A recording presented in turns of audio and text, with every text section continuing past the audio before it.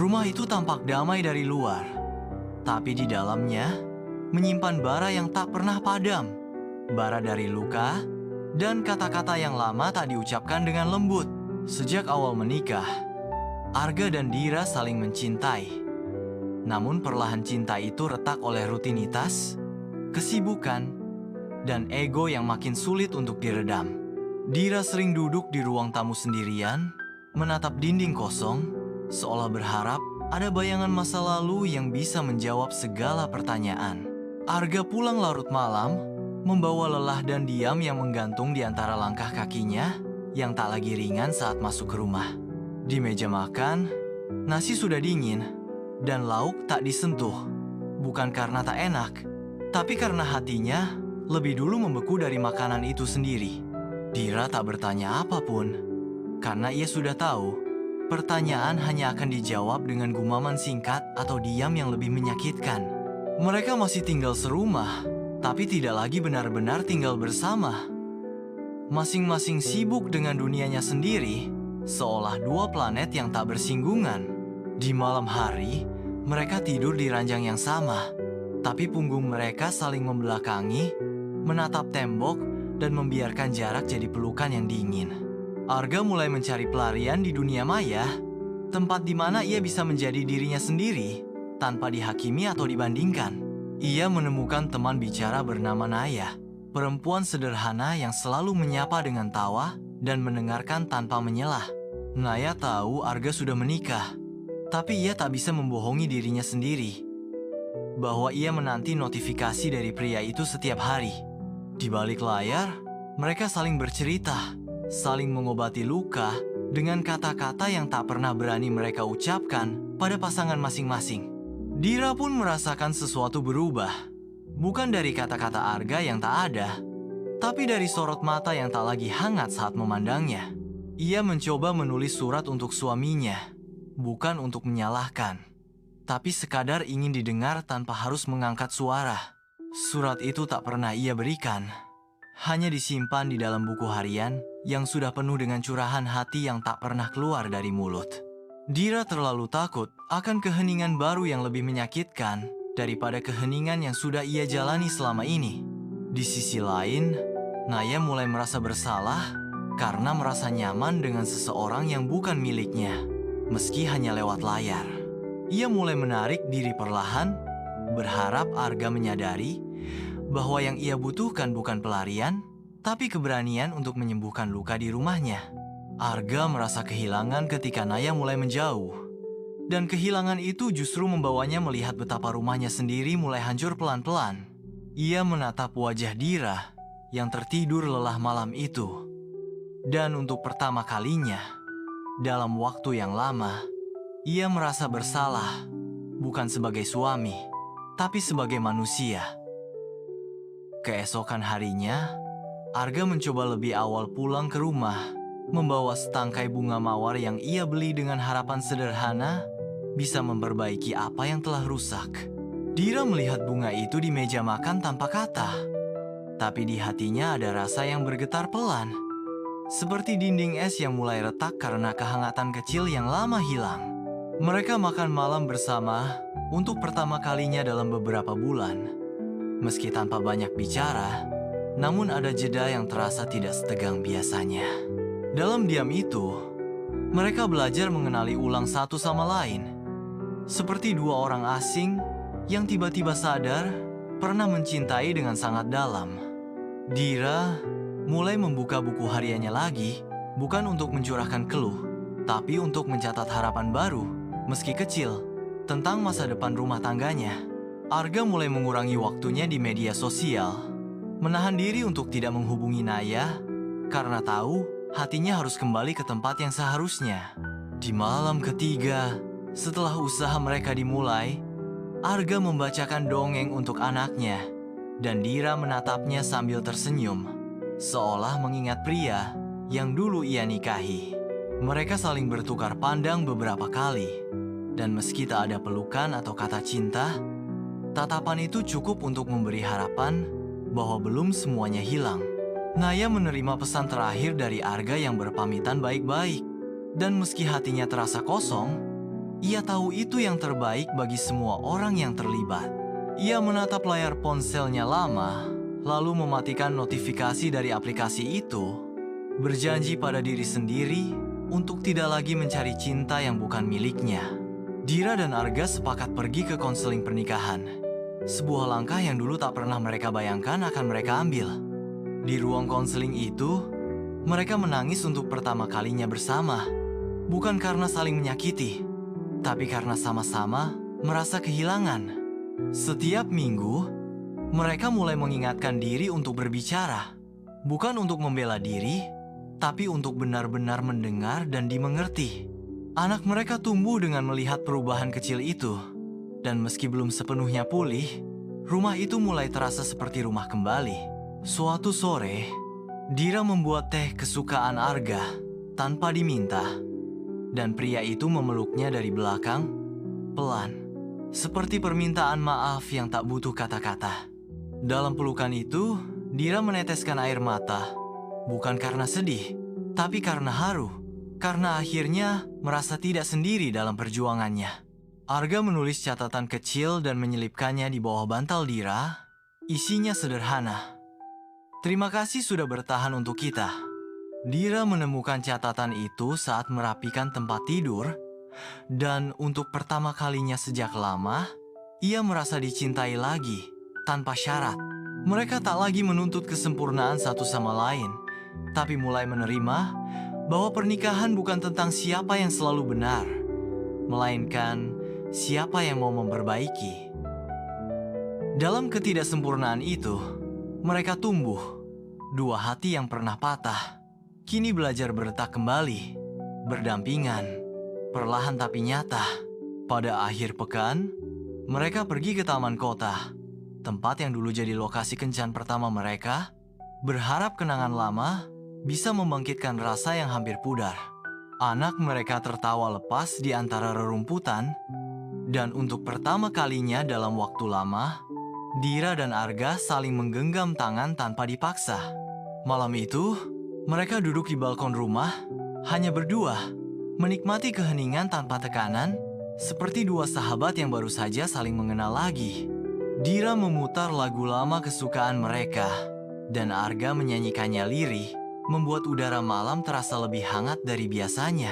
Rasa ragu masih ada, tentu saja, karena luka lama tak hilang begitu saja. Tapi mereka bersepakat untuk tidak lari saat gelombang kecil datang lagi.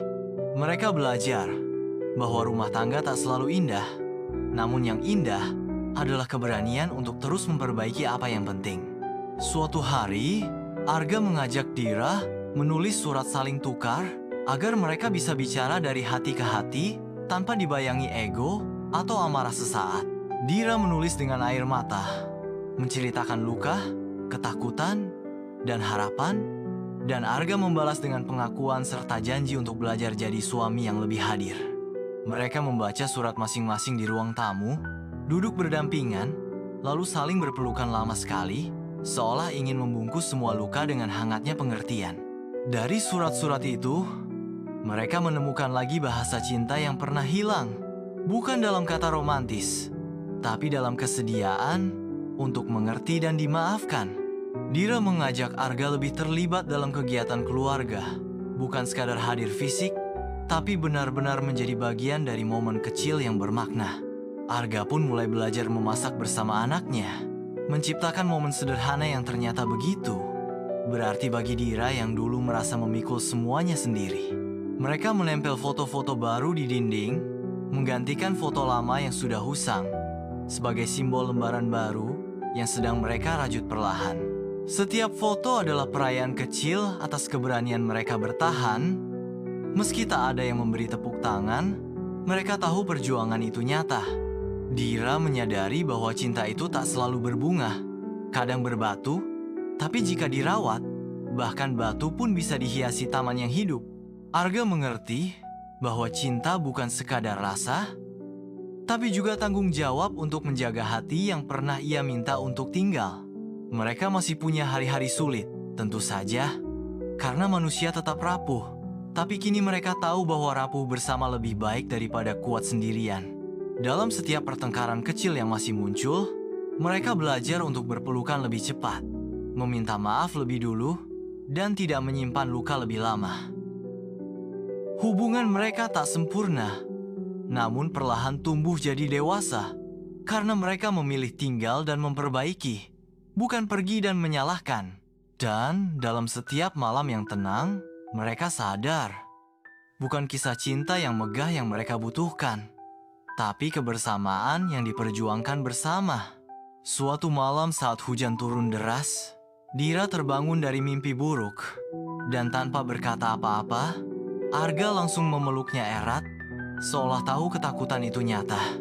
Mereka duduk berdua di tepi ranjang, hanya mendengar bunyi hujan dan detak jantung masing-masing, membiarkan keheningan menjadi pelipur luka yang belum reda. Dira mulai menulis blog tentang perjalanan rumah tangganya, bukan untuk pamer, tapi untuk menguatkan diri dan siapapun yang sedang belajar bertahan. Arga membaca tulisan itu diam-diam dan menangis di kamarnya sendiri, menyadari bahwa di balik tenangnya Dira ada lautan perjuangan yang panjang.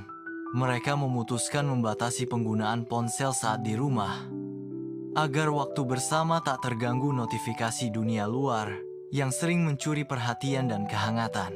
Malam-malam mereka kini lebih banyak diisi tawa anak, obrolan ringan, dan rencana kecil untuk masa depan yang dulu sempat kabur bentuknya. Arga tak lagi mencari pelarian di luar, karena ia menemukan kembali alasan untuk pulang, bukan hanya ke rumah, tapi ke hati istrinya yang dulu ia lupakan. Dira pun tak lagi mengurung perasaan dalam diam. Kini ia berani berkata jika ia sedih, jika ia butuh pelukan, jika ia merasa ingin dipahami. Mereka menulis resolusi bersama di awal tahun, bukan tentang materi atau karier, tapi tentang bagaimana menjadi pasangan yang lebih jujur dan tidak saling menduga. Setiap akhir bulan, mereka mengevaluasi kemajuan itu dengan bercanda, sambil makan mie instan di teras, tertawa jika gagal, dan memberi semangat jika lelah. Suatu sore, Arga mengajak Dira jalan kaki tanpa tujuan, hanya menyusuri gang kecil di sekitar rumah, seperti dua orang yang sedang jatuh cinta lagi. Dira menggandeng tangannya erat, dan di momen itu, mereka sadar bahwa cinta kadang hanya butuh kesederhanaan dan keberanian untuk tetap hadir. Dira menemukan foto lama mereka saat masa pacaran, dan tanpa berkata-kata, ia tempelkan di cermin kamar mandi agar Arga melihatnya setiap pagi. Arga tak bilang apa-apa, tapi diam-diam ia menyelipkan foto baru mereka berdua di sebelahnya, menandai bahwa masa kini pun layak diabadikan. Mereka mulai rutin menulis surat kecil berisi ucapan syukur tiap Jumat, saling menyelipkan di bawah bantal, sebagai pengingat bahwa cinta itu harus dirawat. Kadang surat itu hanya berisi 2 kata, "Terima kasih," tapi dampaknya jauh lebih dalam dari 1000 pesan teks yang pernah mereka abaikan dulu. Anak mereka tumbuh, melihat bagaimana cinta orang tua bukan tanpa luka, tapi tetap utuh karena saling memahami dan tidak menyerah meski sering terguncang. Dira dan Arga tahu, mereka tak sedang memberi contoh sempurna, tapi mereka memberi teladan tentang keberanian untuk memperbaiki dan memulai ulang. Kini, tiap kali ada perbedaan, mereka tidak lagi saling meninggi, tapi saling bertanya, apa yang bisa aku lakukan agar kita tetap satu tim? Karena mereka sadar, rumah tangga bukan tentang siapa menang, tapi bagaimana bisa kalah bersama demi tetap menang sebagai pasangan. Di ulang tahun pernikahan mereka yang ke-10, Dira tak berharap pesta, hanya ingin makan malam sederhana bersama keluarga kecilnya yang masih belajar bertahan dalam badai. Arga datang membawa kue buatan sendiri, hasil belajar diam-diam dari video daring, dan itu jadi hadiah paling bermakna bagi Dira sepanjang perjalanannya. Mereka menyimpan lilin kue itu dalam kotak kaca, bukan karena mahal, tapi karena menyala kecilnya mengingatkan bahwa cinta bisa tetap hidup meski nyaris padam. Anak mereka bertanya kenapa hanya 1 lilin, dan Dira menjawab, 1 saja cukup, asalkan kita jaga sama-sama supaya tak pernah mati. Suatu malam, Mereka membaca ulang surat-surat lama yang pernah ditulis saat masa kelam, menyadari betapa jauh mereka telah berjalan sejak saat itu. Ada tangis di sela tawa, tapi bukan karena sedih, melainkan rasa syukur yang tak bisa dijelaskan dengan kata-kata sederhana. Arga pernah berkata, jika rumah ini runtuh, ia akan membangunnya kembali asal Dira masih ingin tinggal bersamanya dalam bangunan yang belum selesai. Dira menjawab, aku tinggal bukan karena sempurna, tapi karena aku percaya kamu masih mau belajar jadi tempat yang bisa kusebut pulang. Mereka membuat jadwal berkala untuk kencan rumah tangga, bukan di restoran mahal, tapi cukup di ruang tamu, dengan kopi panas dan obrolan dari hati ke hati. Di situ mereka belajar kembali bahwa cinta tak butuh suasana mewah, cukup kehadiran yang penuh perhatian dan telinga yang mau benar-benar mendengar. Arga mulai rutin mengantar Dira bekerja, bukan karena harus, tapi karena ia ingin tahu seperti apa dunia yang sering membuat istrinya lelah tiap hari. Dira pun mulai menghargai waktu Arga di studio kecilnya, tempat ia menemukan pelarian sehat yang perlahan jadi kebanggaan tersendiri. Mereka kini saling bertukar cerita sebelum tidur, meski lelah, karena tahu bahwa komunikasi yang utuh adalah jembatan dari hari berat menuju esok yang lebih kuat. Bahkan, jika hanya 5 menit, mereka tetap menyempatkan saling menatap, sebab pandangan mata seringkali menyampaikan kasih sayang lebih dari 1000 kata. Dira pernah berkata, aku gak butuh janji setia yang muluk. Aku cuma mau kamu tetap ada saat dunia bikin aku lelah jadi perempuan. Arga menjawab, aku juga cuma mau kamu tetap ingat bahwa jadi laki-laki pun gak selalu kuat dan aku butuh kamu juga. Mereka tak menuntut satu sama lain jadi versi terbaik setiap saat. Cukup jadi pasangan yang tahu kapan harus saling menopang dan kapan harus saling diam. Diam mereka bukan berarti menjauh, tapi ruang jeda untuk kembali mengingat kenapa dulu memilih berjalan berdampingan, bukan sendirian. Kini jika ada badai datang, mereka tidak lagi saling menyalahkan, tapi saling menguatkan. Karena telah paham bahwa rumah tangga bukan tentang saling menuntut, tapi tentang saling menunggu.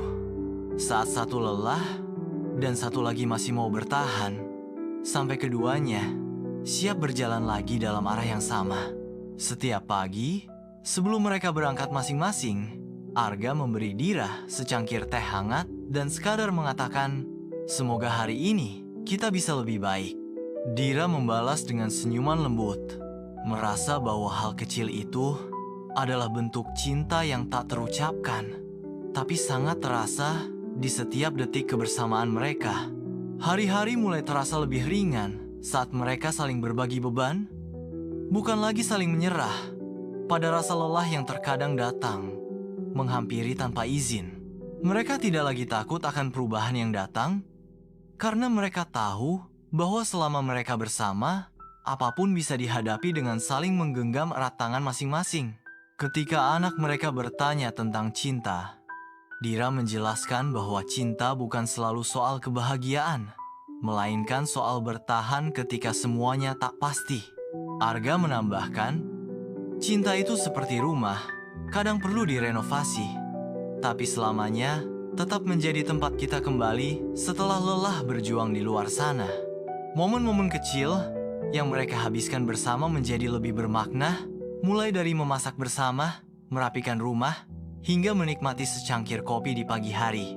Di setiap aktivitas itu, ada percakapan yang mengingatkan mereka bahwa mereka bukan hanya pasangan hidup, tapi juga sahabat yang saling mendukung tanpa syarat. Suatu malam, Dira merasa lelah, bukan hanya fisik, tapi emosional.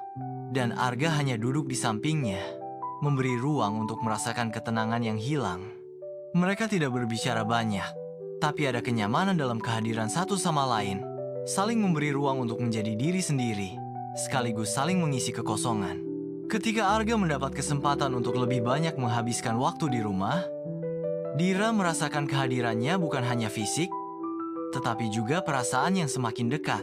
Mereka mulai lebih sering berkumpul dengan teman-teman, bukan hanya untuk bersenang-senang, tapi untuk merayakan setiap detik kebersamaan yang mereka nikmati dalam hidup. Kepercayaan yang dulu rapuh, kini menjadi dasar yang kokoh bagi rumah tangga mereka, yang semakin hari semakin penuh dengan kehangatan dan pemahaman. Dira dan Arga belajar bahwa tidak ada yang sempurna dalam hidup, tetapi mereka bisa menciptakan kebahagiaan dalam ketidaksempurnaan yang mereka jalani bersama. Di sebuah malam yang tenang, Arga berkata, "Mungkin kita tidak akan selalu berjalan mulus, tapi aku janji akan selalu ada untukmu sampai kita benar-benar habis waktu." Dira menatapnya dengan penuh rasa syukur, sadar bahwa cinta yang mereka punya bukan hanya cinta biasa, tapi cinta yang telah dibangun dengan segenap hati dan jiwa. Mereka tahu bahwa hidup tidak selalu adil, tetapi mereka tetap punya satu sama lain untuk saling memberi kekuatan di setiap pasang surut yang datang menghampiri. Dalam diam, mereka belajar bahwa hidup bukan tentang menunggu masalah selesai, tapi bagaimana berjalan bersama menapaki setiap tantangan yang ada. Ketika malam tiba dan mereka duduk bersama di luar, menatap bintang-bintang yang samar, mereka merasa bersyukur karena mereka masih punya satu sama lain. Dan meski jalan hidup tak selalu lurus, Dira dan Arga tahu, selama mereka bisa bertahan bersama, mereka akan selalu memiliki rumah di hati satu sama lain.